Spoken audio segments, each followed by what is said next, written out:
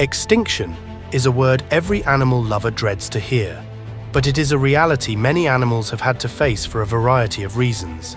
Climate change, human activities, apocalyptic asteroids, and others. However, today, we've decided to brighten up your day by focusing on a few redemption stories. That's right, we're talking about animals that cheated death and bounced back from the brink of being totally wiped out. Let's get right into it. Coelacanth. A fish that has swam the world's waters since before the days of the dinosaurs. The coelacanth, which belongs to the Coelacanthiformes order, is a very old member of the Sarcopterygidae clade, which consists of lobe-finned fish. They have been around since the Devonian, sometime between 420 and 359 million years ago. There have been several families, genera, and species of Coelacanthiformes, and they were found in both fresh and salt water. Humans first discovered the coelacanth in fossil form back in the 19th century, and fossil dating informed paleontologists that the fish had been extinct since the late Cretaceous, 65 million years ago. However, South African museum curator Marjorie Courtney Latimer would stun the scientific world when she discovered a live specimen among the catch of local fishermen. A textbook example of a Lazarus taxon, the coelacanth was back from the dead. Coelacanths, like all of the Sarcopterygidae clade, are more closely related to lungfish and tetrapods than they are to ray-finned fish. Because of this, they have long been thought of as a transitional order between fish and four-limbed vertebrates. Today, we have two species that both live in marine environments. They are the West Indian Ocean coelacanth, Latimeria columni, and the Indonesian coelacanth, Latimeria menadoensis. Both feed on smaller bottom-dwelling fish and cephalopods. Wallace's giant bee, 4 times larger than your typical honeybee, Wallace's giant bee, Megachile Pluto, is truly a sight to behold.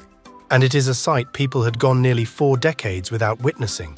However, in 2019, a nesting female was discovered in a termite colony on the island of Halmahera in Indonesia.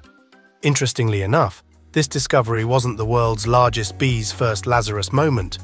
Back in 1981, American entomologist Adam C. Messer discovered several bees nesting in Indonesia's Bacon Islands. Up until then, they had been considered long extinct too. The bee is typically black in color and very large. Females are bigger than males, growing to the size of an adult's thumb and sporting tremendous jaws. Unlike honeybees, they are solitary. Wallace's giant bee is named after Alfred Russel Wallace, an early champion of the theory of evolution and a big bee collector.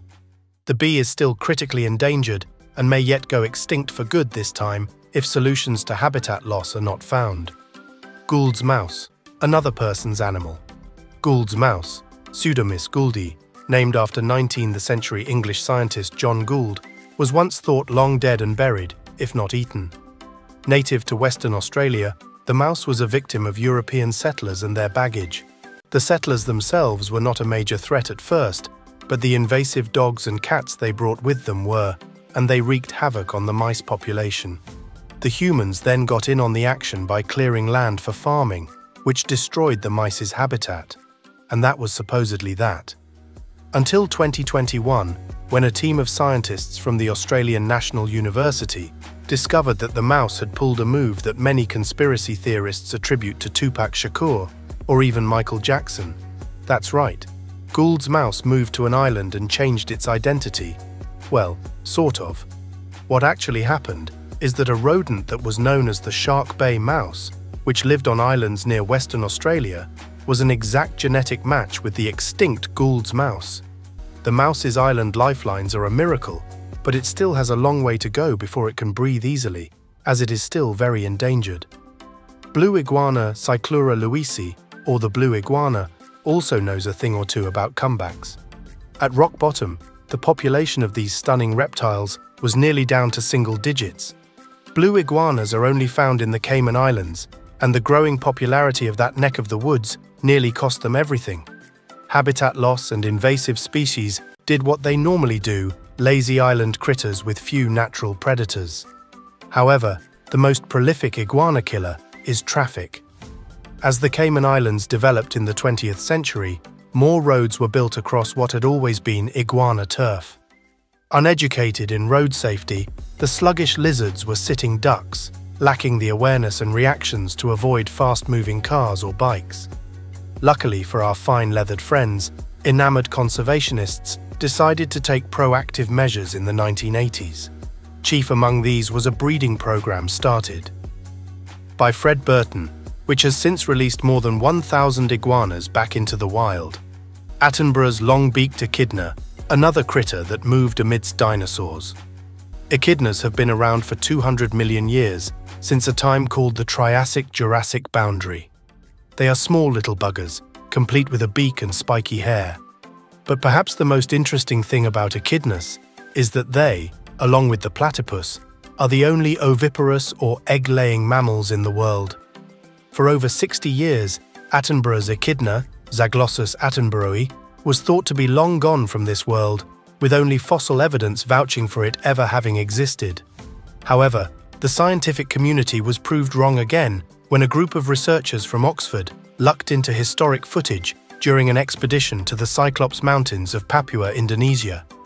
So far, this high and remote location is the only place this echidna species has been found, which explains why they were thought to be extinct. The Attenborough echidna is one of 3 long-beaked echidna species, all of which are insectivorous foragers. They are also nocturnal, which makes them even more elusive. Victorian grassland Earless Dragon Australia features again with another miraculous comeback. This time, we have a lizard that hadn't been seen for over 50 years before its rediscovery in 2023. Tympanocryptis pinguicola, aka the Victorian Earless Dragon, was once a common sight in the Australian state of Victoria, from where it derives its name. Unfortunately, human expansion, agriculture and industrialization in and around cities and towns like Melbourne and Geelong led to massive habitat loss. By the 1970s, the lizard was thought extinct, and this ruling was backed up by a study in 2019, despite murmurs and rumors of sightings. In 2023, the study was ultimately proven wrong when an ecological survey in the state documented the first dragon sighting in over half a century. Further exploration yielded 16 more dragons, the seeds of a potential rebirth. The newly discovered dragons have since been moved to Melbourne Zoo to participate in a breeding program to restore them to their former glory. Antioquia Brush finch. The Antioquia Brush finch is another animal that managed to elude scientists for more than 50 years. Rediscovered in 2018, this gorgeous bird was once one of many unclassified birds featured in museum collections. It was officially classified as Atlapetes blancae in 2007, but was thought long extinct. However, a birdwatcher in Colombia shocked the ornithology world when he came across a living, breathing specimen on his way to church. The brush finch is part of the Passerellidae, better known as New World sparrows. Its diet consists of fruit, seeds, and the odd insect and nectar. It has been found to favor low scrub areas in and around cities like Medellin, which makes its delayed rediscovery even more baffling. The bird is currently classified as critically endangered by the International Union for Conservation of Nature, IUCN. However, the American Bird Conservancy, a non-profit that protects wild birds and their habitats, is raising awareness and trying to get areas set aside as reserves. Conclusion. That's all we have time for today, folks. Thank you for watching until the end, and we hope you learned a thing or two. Please share your thoughts in the comments. What other cool animals have come back from the dead? Also, please hit the like and subscribe buttons, as this goes a long way to helping the channel grow. Hit the bell icon to get instant notifications whenever we drop new videos. All that's left to say now is thanks again, and see you again next time.